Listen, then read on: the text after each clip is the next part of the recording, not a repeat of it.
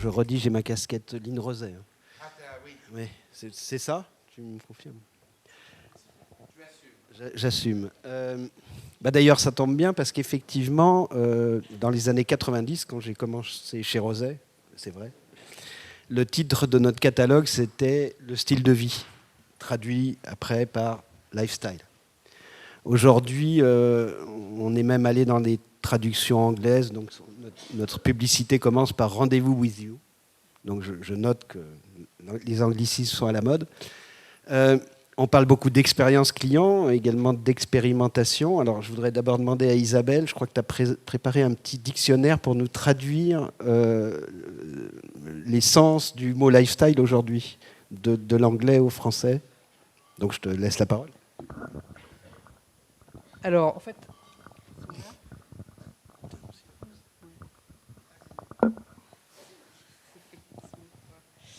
En fait, oui, enfin, moi je travaille sur les projets hôteliers depuis une trentaine d'années et on a vu naître, enfin, je crois, trois d'entre nous ici ont vu naître le lifestyle au sein de l'hôtellerie. Et il y a un vocabulaire qui a émergé et qu'on entend encore aujourd'hui. Je ne sais pas si ça fait écho chez vous. L'ancrage local. Alors il y a beaucoup d'anglicisme, parce qu'aussi ça s'est anglicisé. Activate the space, ça c'est un que j'aime beaucoup.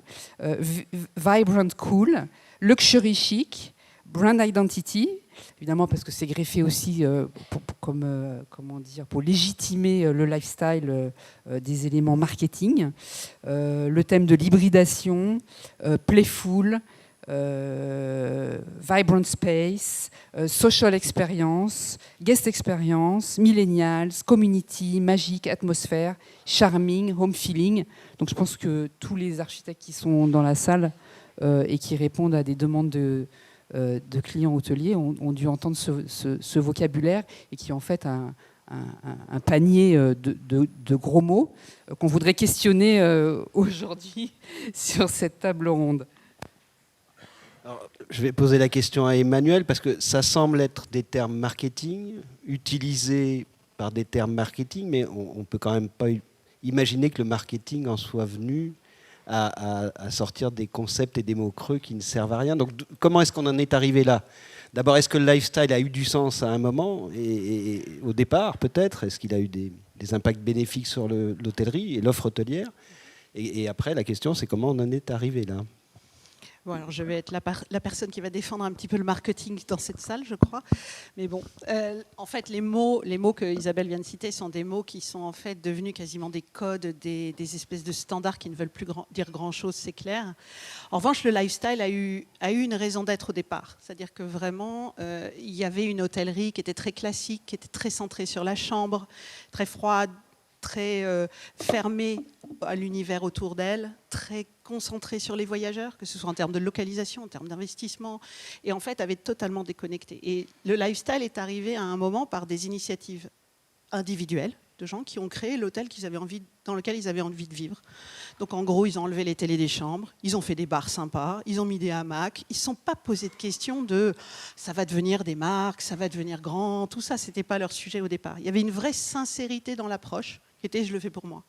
Et en fait, parce que ça a apporté un vent de fraîcheur, les marques, les grosses marques, les groupes se sont engagés là-dedans et ont codifié des choses qui n'étaient pas faites pour être codifiées. Donc on se retrouve avec plein de mots, avec des logiques, avec des designs, avec des répétitions de choses qui en fait n'étaient pas faites pour faire ça au départ. Et c'est ça qui fait que maintenant on a une espèce d'overdose, parce qu'il y a beaucoup de choses qui se répètent.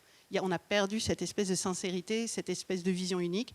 Et du coup, c'est ça qu'on ressent, je pense, quand on parle de le lifestyle, il n'y a plus que ça. Mais vraiment, derrière le lifestyle, il y avait vraiment la volonté de faire quelque chose de différent, qui plaise, qui soit connecté au lieu, aux gens, bien avant dormir, en fait. Et ce n'était pas forcément des gens qui avaient envie de faire des hôtels, c'était des gens qui avaient envie de faire des lieux. Et ça a tout changé, je pense, au départ. Et à quel moment ça dérape? Pourquoi ça dérape, en fait? Ça dérape quand en fait on transfère des existants en codification, quand ça devient un standard en fait. Quand vous dites en gros un hôtel lifestyle ça doit avoir un bar au départ, Il ne doit plus y avoir de desk. Le réceptionniste qui n'existe donc plus, mais qui fait des cocktails, il a des tatouages et des dreadlocks. Sinon, ce n'est pas un hôtel lifestyle. Il y a des bouées au plafond ou autre chose au plafond ou encore autre chose au plafond. En fait, à partir du moment où vous transformez quelque chose qui est de l'ordre de la personnalité créée en standard, eh ben, en fait, vous perdez la réalité de l'espace. Et là, vous perdez tout le sens en fait, derrière. Enfin, c'est mon analyse, je ne suis pas designer. Hein. Donc, en tout cas, c'est comme ça que je le vois. Alors Eric, chez Alboran et First Name, il y a du lifestyle, vous activez l'espace pour traduire en français. Alors, il y a du lifestyle, oui, c'est un mot qu'on n'aime pas trop utiliser, qu'on considère assez bullshit dans notre jargon. C'est-à-dire qu'aujourd'hui, à travers le lifestyle, et je rejoins assez bien ce qui a été évoqué par Emmanuel, il y a une volonté de monétiser ce modèle et d'en faire, on va dire, des facteurs clés de succès. Et donc, en additionnant plusieurs éléments, on finira in fine par faire quelque chose qui ferait gagner de l'argent. Derrière ça, on en oublie totalement la partie du soft, parce que dans le lifestyle, il y a bien le hard qu'on maîtrise tous ensemble, mais le plus gros, c'est vraiment le soft, c'est-à-dire l'attitude des équipes, leur capacité à incarner, leur capacité, elle aussi, à pouvoir transmettre des moments de magie, des moments de bien-être auprès de leurs clients. Et cette dimension-là, elle ne peut fonctionner que de façon communautaire. Donc elle est habitée par un fondateur, parce que de toute manière, c'est un sujet qui est un sujet individuel, il ne peut pas être dupliqué. Et une fois que le fondateur l'habite, généralement, vous allez retrouver cette ambiance un peu partout.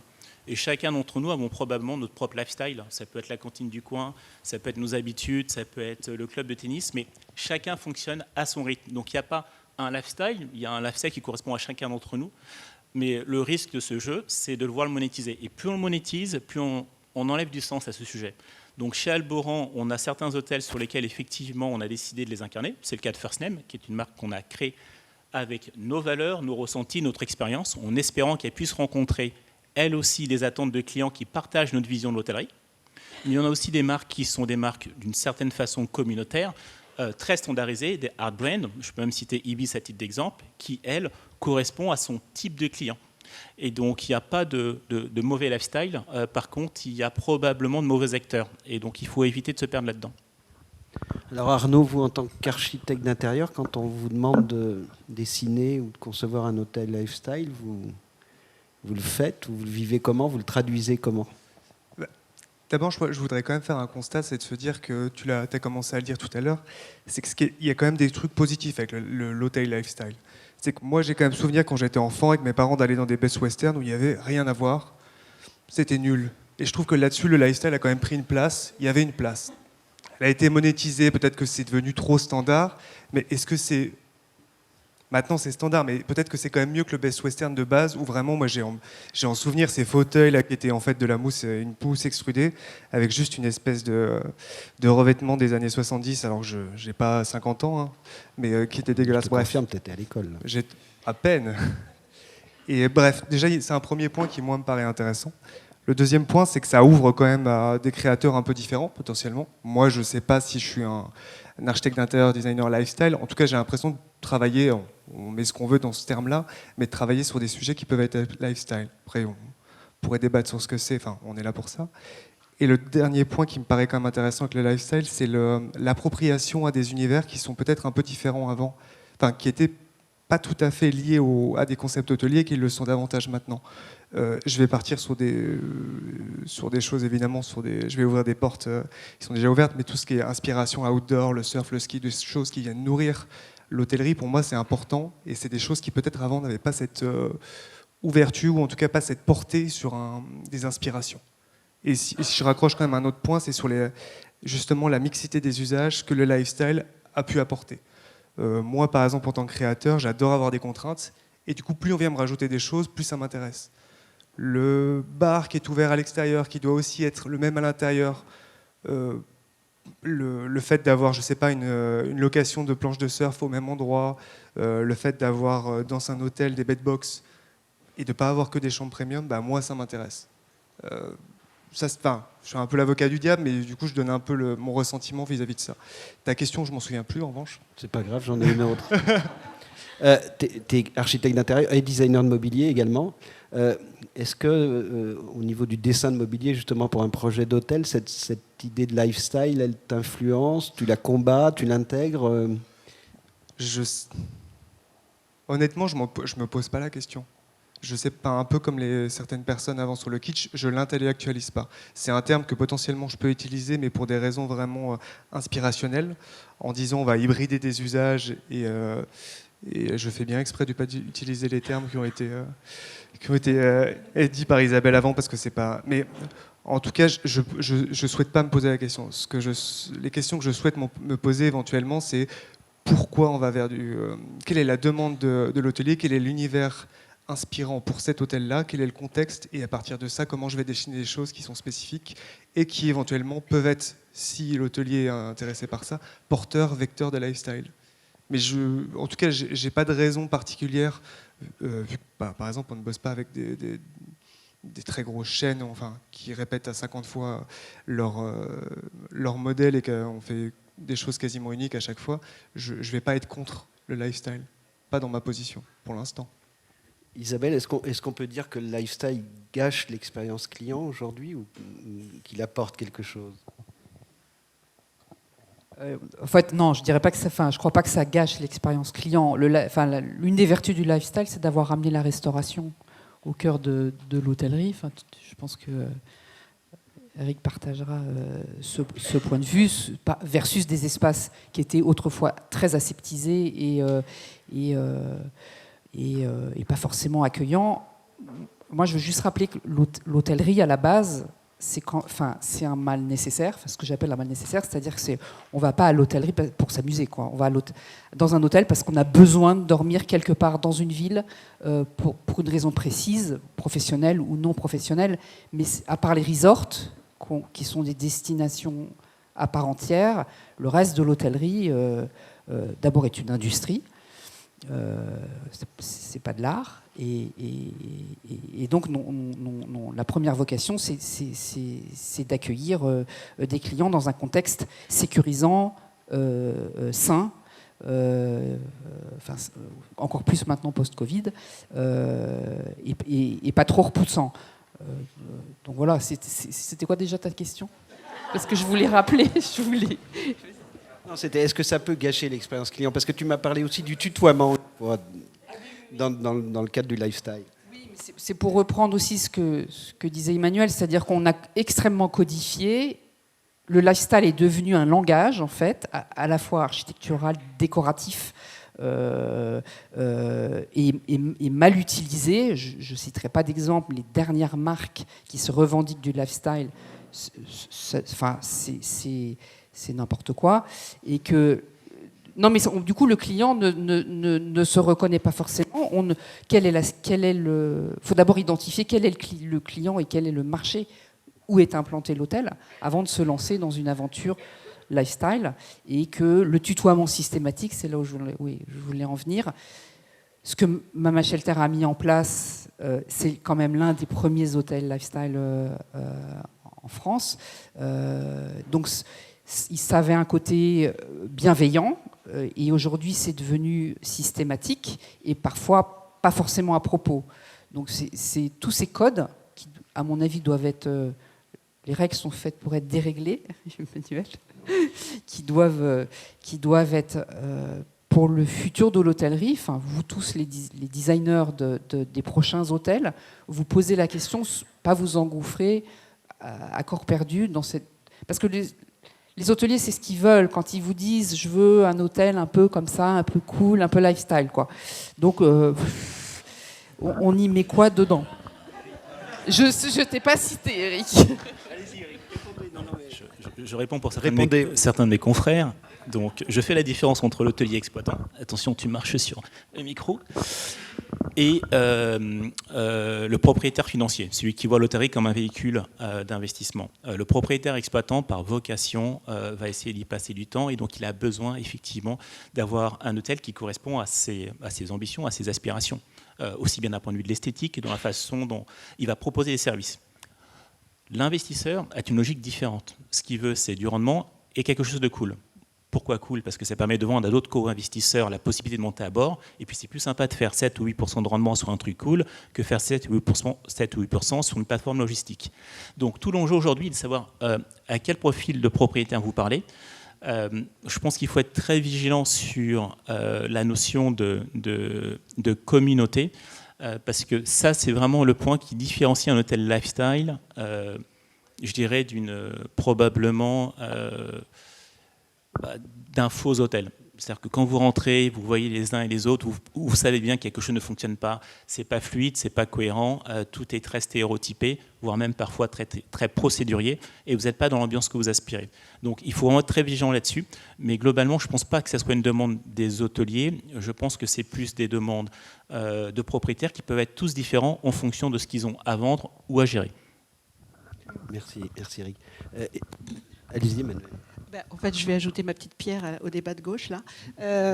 En fait, c'est assez intéressant ce que tu dis, Eric, parce que je pense qu'il y a un vrai... Enfin, il faut visualiser qu'entre un hôtel lifestyle et un hôtel plus classique, il y a déjà une différence de business model. À la base, un hôtel lifestyle, c'est un hôtel qui fait plus de 60% de son chiffre d'affaires sur le F&B. Donc, en fait, les chambres, pour lui, sont accessoires, de fait, en fait. Alors qu'un hôtel classique, c'est l'inverse.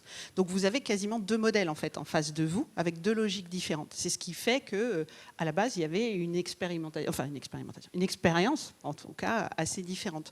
Et c'est vrai que cette différence, on la retrouve jusqu'à la communauté, c'est-à-dire que l'hôtel lifestyle va chercher à créer cette communauté autour de l'hôtel, avec les gens autour, avec les quartiers, etc., parce qu'il a besoin que son F&B tourne, parce que c'est ça son rendement. Donc, alors que l'hôtellerie classique va se centrer sur son voyageur, parce que c'est lui qui va faire tourner les chambres. Donc en fait, on a deux modèles. Avec l'émergence du lifestyle, on a eu l'émergence d'un autre modèle, en fait économique, qui se connecte avec ce qu'était, on peut se rappeler des fermes auberges dans lesquelles en fait on s'arrêtait pour manger, il y avait 3 chambres au-dessus, enfin c'est la même logique que les pubs en Angleterre il y a très longtemps. Et en fait cette logique-là, maintenant les deux sont en train de travailler à comment les deux se rapprochent. Si on pouvait maximiser et le business model F&B et le business model hôtelier, ce serait le mieux. Et c'est ce que cherchent à faire en fait les marques qui essayent d'hybrider avec ce mot horrible dont tu parlais.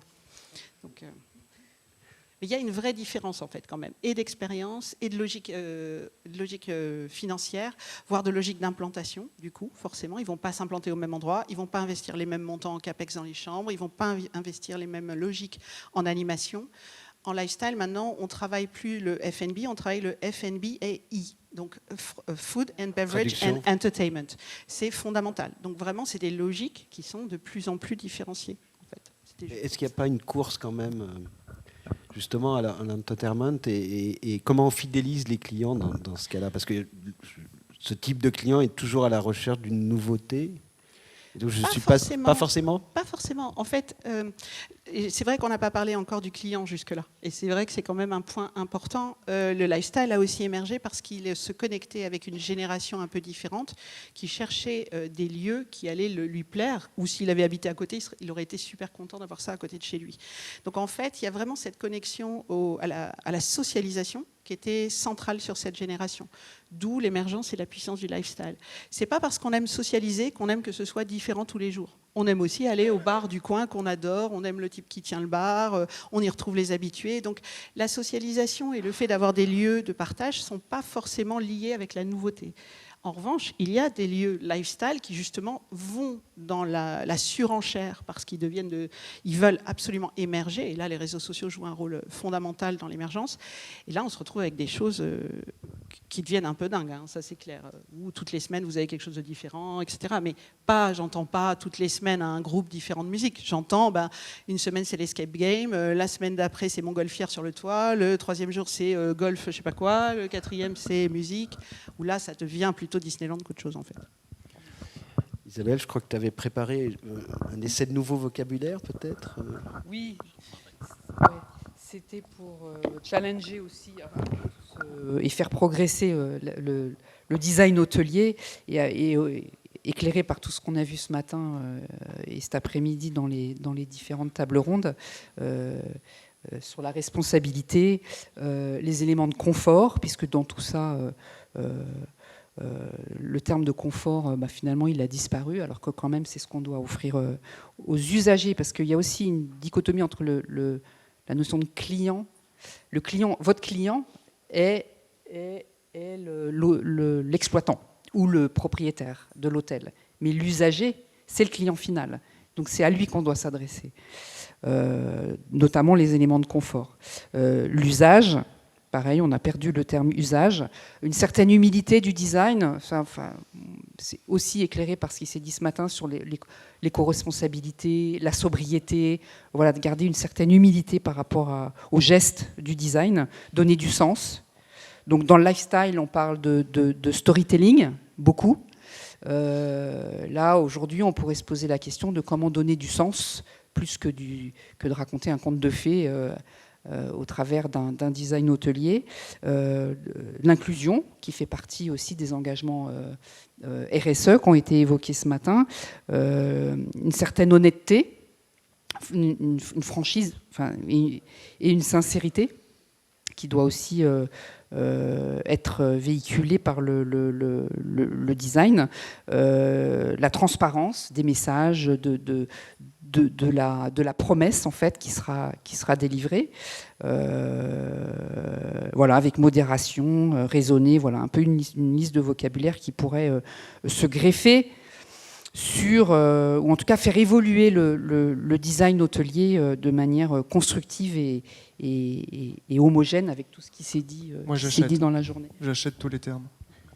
Y compris quand tu dessines, oui. Ouais. Eric, donc si je vous ai bien suivi, c'est plutôt l'exploitant, ça, qui peut tenir ce nouveau vocabulaire plutôt que l'investisseur. Alors comment l'exploitant arrive à convaincre l'investisseur justement de suivre ce vocabulaire et de ne pas tomber dans les excès? Alors, pour être honnête, je ne sais pas. C'est la raison pour laquelle j'essaie d'éviter de travailler avec trop d'investisseurs, parce que ça vous bride dans votre créativité, dans votre capacité à pouvoir imprimer vos valeurs en tant que manager. Parce que dans le lifestyle, le terme de l'incarnation, on parlait de storytelling, il y a aussi une dimension de ce qu'on appelle story living, c'est-à-dire qu'à la fin des fins, vous avez deux clients dans le lifestyle. Vous avez celui qui va consommer, mais vous avez l'acteur, ou en tout cas la personne qui va interpréter son rôle. Ce qui veut dire que les collaborateurs font autant partie de la communauté en tant qu'ambassadeur que le client. Et donc, si vous voulez un lifestyle qui fonctionne, il faut qu'il parle aussi bien à ceux que vous allez recruter, qui n'ont qu'une envie, c'est de se dire qu'à travers le lieu dans lequel ils se servent aussi eux-mêmes en servant leurs propres clients. Et donc, c'est généralement pour ça que ça fonctionne. Je vous donnerai un exemple d'il y a quelques années. Certains d'entre vous connaissent peut-être Yann Schreger, qui est le créateur de Studio 54 et qui est aussi un des premiers fondateurs, on va dire, de l'ère du lifestyle avec ses premiers boutiques hôtels. On les appelait des boutiques hôtels, dont les premiers ont commencé à New York, puis on a eu Londres avec le Sanderson, St. Martin's Lane, et puis il a évolué pas mal après chez Starwood. Globalement, il venait du monde de la nuit. Et son leitmotiv à lui, c'était comment pouvoir commencer à travailler sur un before, parce que mes soirées commençaient qu'à 2h du matin, pour éviter d'avoir des clients qui arrivent totalement coquets. Il fallait qu'ils puissent se divertir juste avant. Donc il a créé des restaurants créatifs et festifs, dans lesquels il a rajouté des chambres. C'est comme ça que ces premiers hôtels ont été créés. Et de là, on en a défini que c'était des boutiques hôtels. Mais sur le fond, c'était plus des hôtels F&B. Donc ça, c'était sa raison d'être. Par contre, sur le fait de dire que le F&B est probablement le levier principal, je pense que là aussi, on peut le challenger. Vous retrouverez aussi d'autres formes de lifestyle sur des hôtels qui sont des hôtels bureaux. À leur façon, CitizenM a développé une forme de communauté avec des clients qui attendent de l'usage, de l'esthétique et de la simplicité d'utilisation. Le tout dans un monde beaucoup plus digital. Donc il faut vraiment être sincère dans la raison pour laquelle vous le faites. Plus vous êtes sincère, plus vous irez chercher, on va dire, les attentes en termes d'usage de vos clients et de vos collaborateurs. Si vous matchez les deux, généralement ça fonctionne bien. Un client qui se sent bien dans sa tête et un collaborateur qui du coup incarne totalement la raison d'être du lieu, ça crée des moments assez magiques. Et donc c'est vraiment le mix des deux. C'est ça, Emmanuel, le bon mot, communauté? Tout à fait d'accord avec Eric. Enfin, ça, on est aligné là-dessus. En fait, il y a cet effet miroir entre les collaborateurs et les clients qui est absolument fondamental. C'est comme s'ils faisaient partie d'une même, enfin, ils font partie d'une même communauté. C'est ça qui fait que la chimie prend. Et c'est là où, quand on le transforme en code, on perd cette sincérité, cette vérité et ce sentiment de communauté. Quand on se dit, il faut absolument que j'ai un barbu, un dreadlock, un homme, une femme, on commence à aligner des listings, là, c'est terminé, vous avez tout perdu, quoi. Ce qu'il faut, c'est des gens qui ont envie d'être là, qui ont envie de faire leur travail et de connecter avec d'autres, et des clients qui ont envie de vivre quelque chose avec ces personnes-là dans un endroit qu'ils trouvent cool. Donc, tout à fait, à 100% d'accord avec les points d'Eric, et on sait qu'en hôtellerie, de toute façon, le service, le soft, c'est ça qui fait que les clients vous aiment aussi. Donc, c'est bon. Une question un peu plus précise et technique pour Arnaud. Est-ce que le lifestyle a tué l'agencement dans le mobilier de chambre? ou à modifier en tous les cas la part de l'agencement versus le mobilier à poser? C'est une bonne question, sauf que peut-être qu'il faut la poser à des gens plus vieux. Non, je sais pas. T'as étudié quand même, t'as fait des études. Oui, mais tu sais ce que c'est les études. Continue à regarder ce qui s'est passé avant toi. Non, mais oui, t'as raison. Pour moi, non. Pour moi, non, mais encore une fois, je pense que c'est tout ce qui est en train de se dire là. Alors, c'est un peu... Ce qui est très dommage, c'est qu'il n'y a pas de bataille là entre nous et qu'on est en train de s'accorder sur des termes que tout le monde reconnaît. Mais je vais pas mal en fin de journée, ça fait consensus. C'est pas... non. Oui, mais c'est presque trop. Oui, tu veux qu'on soit pas d'accord, je peux trouver un truc. Hein. Non, mais dans le sens où nous, la manière de concevoir nos meubles, nos éléments d'agencement, de toute façon, le but, c'est qu'il y ait une... on ne va pas dessiner pour rien, on ne va pas chercher la gratuité des formes, et ce qu'on va chercher, c'est vraiment répondre à un usage, à une fonction. Alors, évidemment, il y a un biais poétique qui correspond au dessin de l'agence, nous, ce qu'on insuffle, mais ça n'empêche que je crois... En fait, moi, je n'ai pas envie de croire au fait que peut-être que c'est le cas, hein, mais que le lifestyle apporte trop... Il y a des gens qui font du too much, nous, c'est pas le cas, on n'a pas envie de... C'est là où on va pas être d'accord. C'est super. Ah, merci. Le lifestyle, Merci, c'est du surdesign. Enfin, pour résumer... Alors pour moi, il y a... Et encore une fois, je veux pas être un chantre du lifestyle parce que c'est pas mon rôle. Mais pour moi, tu peux avoir une sincérité dans le lifestyle qui est dans une forme de frugalité. Et c'est pas grave, c'est l'esprit, l'inspiration que tu vas donner, que tu vas mettre dans ton mobilier, dans la décoration, qui peut être une plante. Tu vois, j'évoque, je sais pas. Et tu peux avoir un lifestyle comme dans n'importe quel le kitsch avant. Tu peux avoir un kitsch bon goût et un kitsch qui est vraiment kitsch.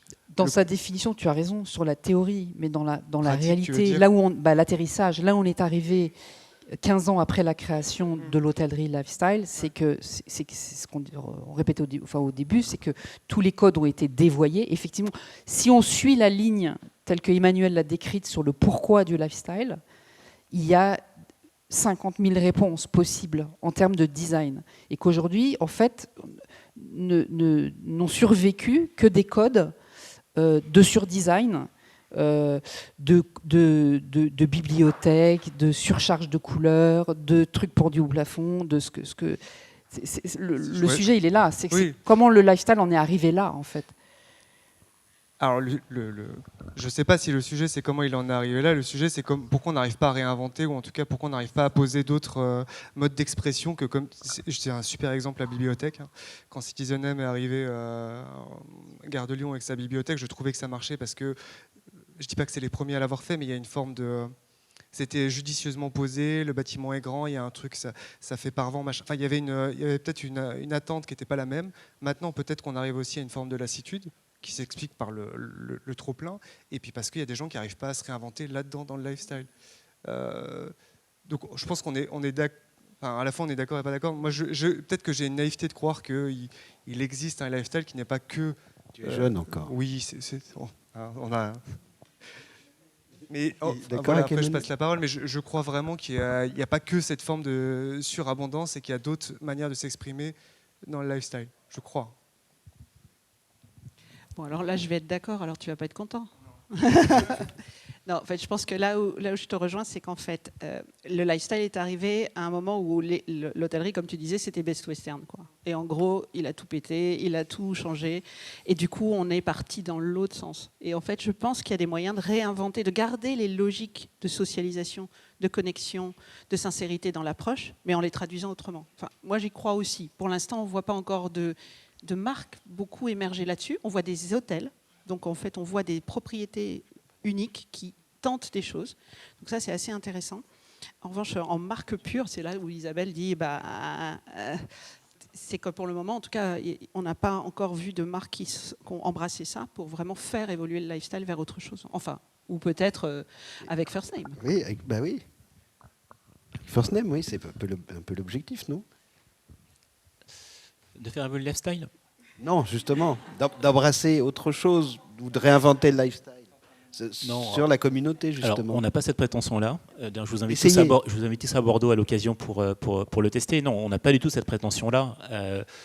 l'idée n'est pas de réinventer le lifestyle. On a fait ça dans une logique mais assez basique. On est 3 associés avec des parcours différents mais complémentaires. Et on s'est dit, pour la première fois qu'on montait notre entreprise, on allait faire un tel à notre image. C'est parti de là. Pas d'ambition particulière. On nous a mis dans une case. Donc on est dans la case du lifestyle. On ne l'aime pas, mais on est dedans et donc on vit avec et ça ne me pose aucun problème. Mais globalement, notre ambition, elle est plutôt d'être dans une démarche de sincérité. L'idée était d'intégrer dès le départ une hôtellerie qui soit à la fois esthétique, parce qu'on aime les belles choses, mais qui soit aussi bien conçue pour les équipes. À titre d'exemple, on a décidé de prendre le même designer pour designer les back-office des équipes que designer les parties clientes. Donc ça, c'était important. Ayant travaillé chez Disney, toute la partie back-office chez Disney était aussi incroyable que la partie client. Et donc, c'est des choses qui me sont restées là-dedans. Et donc, c'est comme ça que ça a été monté, plutôt dans une logique entrepreneuriale, en se disant, faisons ce qu'on n'a jamais rêvé de faire. Et on a poussé les curseurs le plus loin possible. Ensuite, sur la dimension plutôt client, là, l'idée était plutôt de se dire, il y a des incontournables aujourd'hui sur la partie récréative qui fonctionnent bien. La musique, le bon verre de vin, le bon cocktail et de la bonne bouffe. Et donc c'était important qu'on puisse cumuler tout ça. Donc il s'avère effectivement qu'on a du F&B, mais parce que ça correspond à ce qu'on est nous, des bons vivants. Mais globalement, vous pourriez aussi avoir vos propres lifestyle à votre façon. Donc chez First Name, l'ambition, elle est aujourd'hui limitée à ce qu'on fait sur Bordeaux. Il y en aura probablement d'autres, mais ça reste de la niche. Ce n'est pas des actifs qui vont se développer. Il n'y en aura pas 15 dans le monde. Mais les peu qu'il y aura, ils seront à la fois singuliers et ils auront tous un ADN commun. Et c'est à ça qu'on doit essayer de s'attacher. On va peut-être, Julie, il nous reste 5 minutes pour les questions, je crois.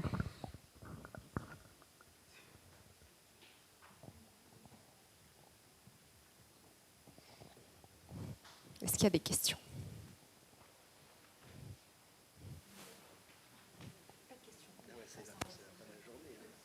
Tout le monde a envie de rentrer? Le mot de la fin pour Eric. Le mot de la fin. Oui, un petit mot et après Laurent conclut la journée. Chouette. J'étais ravi d'être parmi vous. Globalement, si je peux en tout cas, en tant qu'exploitant et propriétaire, la chose que je peux vous demander, c'est de challenger vos propriétaires sur le process, la destination, voire même des éléments de design thinking. Essayez de les éduquer pour essayer d'aller plus loin, pour donner du sens à la création. Et surtout, garder aussi à l'esprit que l'usage est aussi important que l'esthétique pour nous, d'un point de vue opérationnel. On a besoin des deux. On a besoin de se faire plaisir, mais on a besoin d'une ergonomie dans la façon dont on travaille, donc c'est important.